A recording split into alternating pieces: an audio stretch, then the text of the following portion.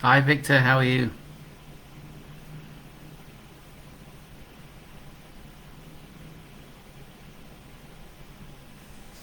One day I'm going to get the version where we can all talk with each other, I promise.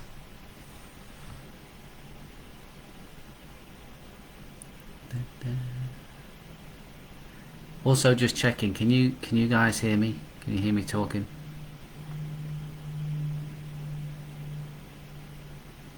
Yeah, good, thank you. We'll give it a couple of minutes. I know a lot of people jump on a few minutes in. There's somebody I know. Happy Mother's Day weekend in England, by the way.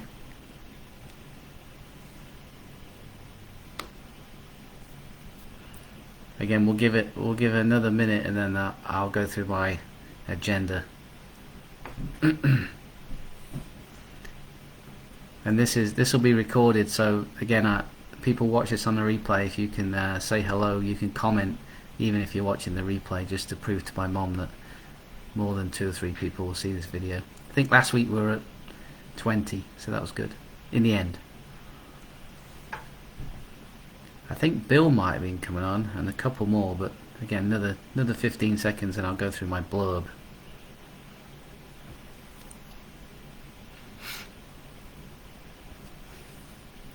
Victor, whereabouts are you? Are you in what state are you in, or what country are you in?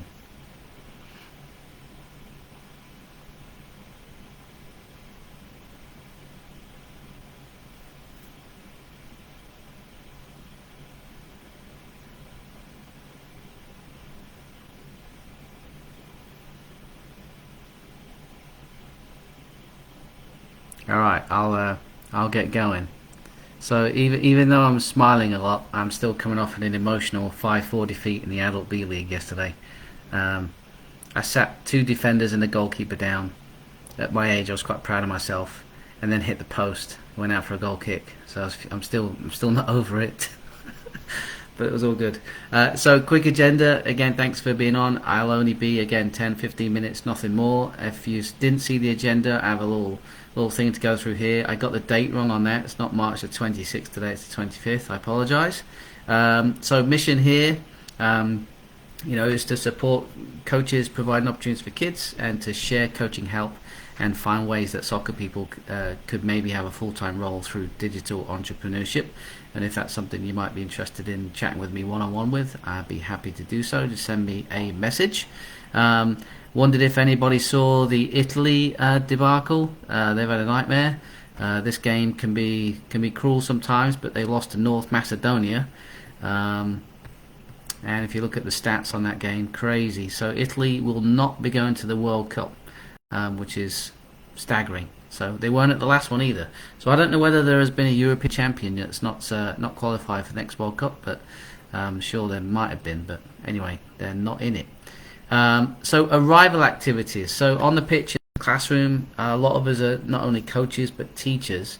And I heard about arrival activities relatively recently, actually, and then I started to implement them during a training session I'd have where a lot of the kids, there were 35 kids in the program, would have 3 or 4 staff members ready, and at the start of the program there would be less than a third of them there, and we'd start the sort of training session or the stations we'd have, and it was quite frustrating because then kids would be late.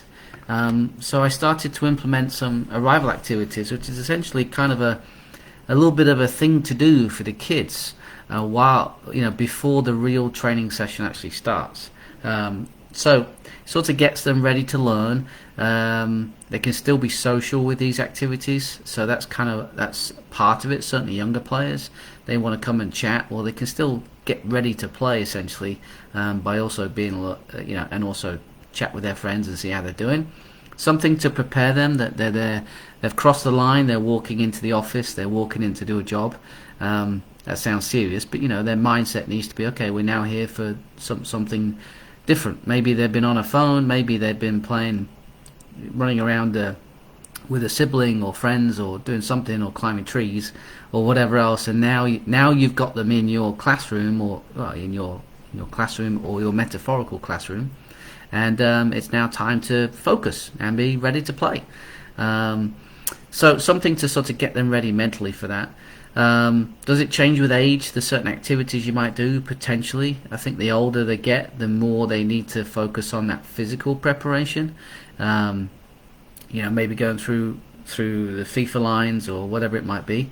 There's also that play, practice, play model, certainly in your sports, a great way to approach things. Essentially, kids arrive, you've set up mini fields, you play 4v4, 3v3, kid arrives, it's now 4v3, kid arrives, it's now 4v4, kid arrives, it's now 5v5, and they can be just playing the game. And once everyone's there, maybe it's just 10 minutes in, you've now got 12 players, and then you can break into your actual coaching session without being interrupted by the kid that comes in and says, hey, what are we doing? So anyway, a couple of examples of what that might look like in terms of actual training sessions. If I go to my soccer profile, I actually have one here that we actually call it arrival activities, things to do. It could be that we're just passing in twos, finding a friend, juggle ladders. I'll do one, Victor's doing two, I'm doing three, he's doing four. We could do some 1v1s if we wanted, just playing a little nutmeg game just to get them moving. With certain other groups, we do things like this, passing in threes. It could be fours, it could be twos. And we tell these players here that, when other players arrive, you invite them in, you give them a penny, and all they're doing is sharing a ball in a group. That's all they're doing. They can't stand still, and they're moving around, they're turning, they're changing direction, they're working on their movements to get ready to play, and once everyone's there, you can start your session. So I bring that up just because I've really found them to be useful in the last few weeks. For whatever reason, we're having kids show up late, and you start a training session, and you get interrupted by having to re-explain it. So hopefully that helps. Again, arrival activities. Lots of things. Essentially, they come in, get going, and then you start your training session once you feel everyone's there. So here's the next one. I believe here's a biggie. So this has taken me time to evolve, and this is something that just in life or business, but primarily life. Why do you do the things you do? I guess I should show my face for these dramatic parts, right? Why do you coach? Why do you teach? Why do you work at the bottle factory? Whatever you do, what is it that gets you up in the morning, has you passionate, and really gives you a sense of worth? And I've spoken about legacy. I'd like people to have known me, once I'm under the ground or wherever I am, as someone that did what? ... What is that? And once you find that, it kind of gives you a great sense of being in life, and you can feel comfortable with yourself, and that's certainly been something for me. So I've been working on this. Here's my I believe statement, that I've been, I believe that X deserves Y. So I believe that kids need sports to help them succeed in life, and that every kid deserves the opportunity to play. Coaches providing these opportunities face a massive challenge from the toxic environment that youth sports can represent. Sports can play a critical role in helping youth develop life skills and shape their futures. Motivation, we know these things, we've gone through them. I just highlighted this. It sounds dramatic, but I believe that sports can save children. Sadly, in our school district, we had a junior, so 16 or 17-year-old boy commit suicide about 3 weeks ago. And as a parent, these things are really scary. So watching my own kids, we see kids with ADHD, weight issues. So again, my I believe statement is, and then as I scroll down, I've set up a Facebook group to help people join this movement. Call it the Soccer Expansion Project. We're all in here now. I've left my office and come here to do this little live because this is something I believe in, and I hate to see the idea that a kid might not have a place to go.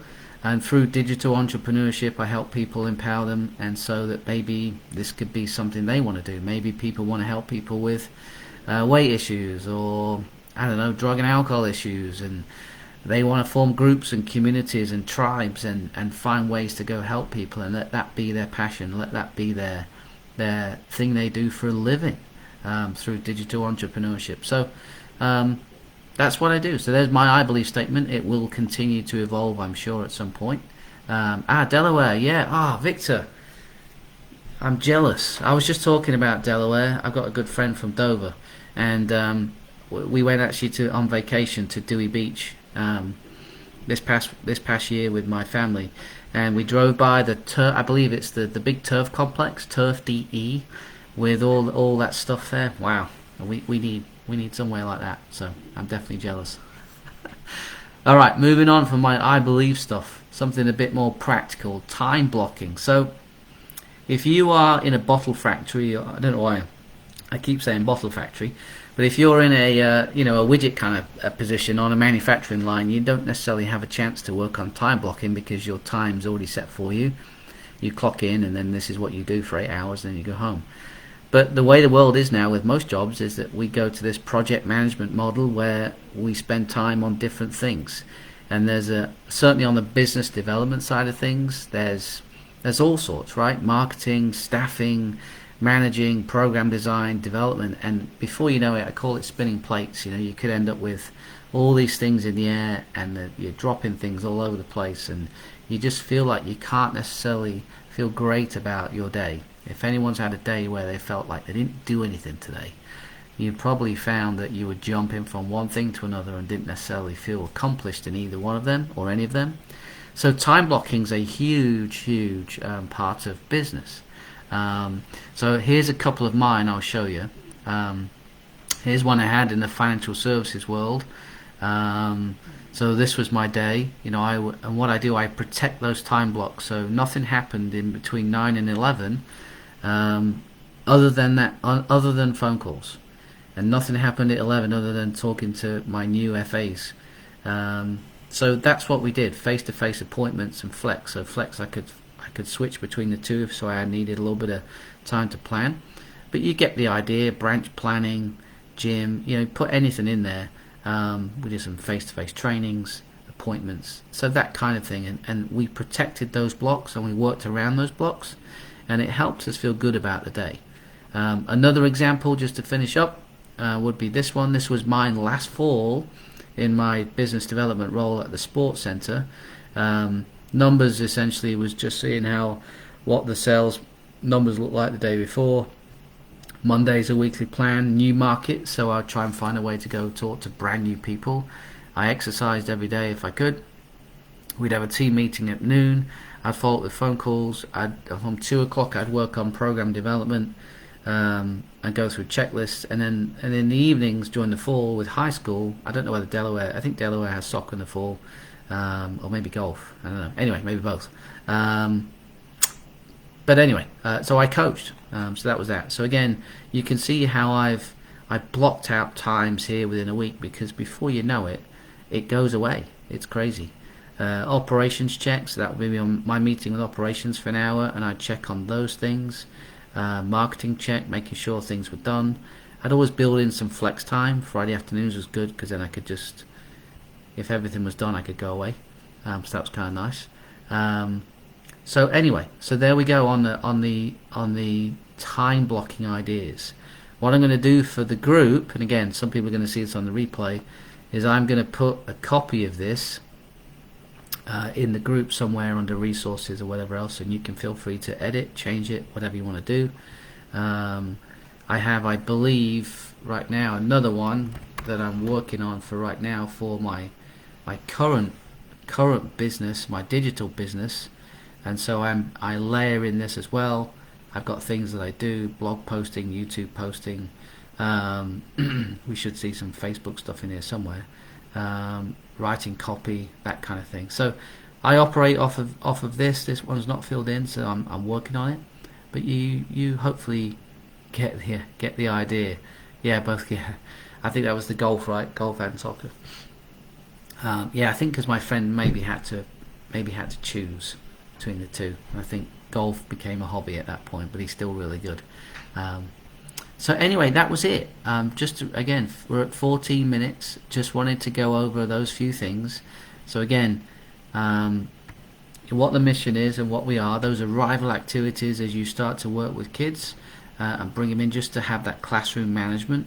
And I was hoping some teachers might be on, or my sister might be on, to talk about how that might happen in the classroom. Maybe there's some preparation going on. You know, hey, work on these things amongst yourselves, get social, do the things you're going to do, and then we get into the structure of the session. I'll ask her offline my I believe statement and how that could be useful for you, to give yourself sort of that passion and that reason for being. Certainly a lot of us feel like we're just in the grind sometime, and then in terms of your time, to protect it and to make you feel like you're valuable. And I think for me, with time blocking, once I look at this kind of thing for right now, for my current role, I feel like I can get lots of business stuff done in these blocks of times, instead of thinking about the entire day of 8 hours and jumping around stuff and getting nowhere. So anyway, hope that helps. Thanks for being on.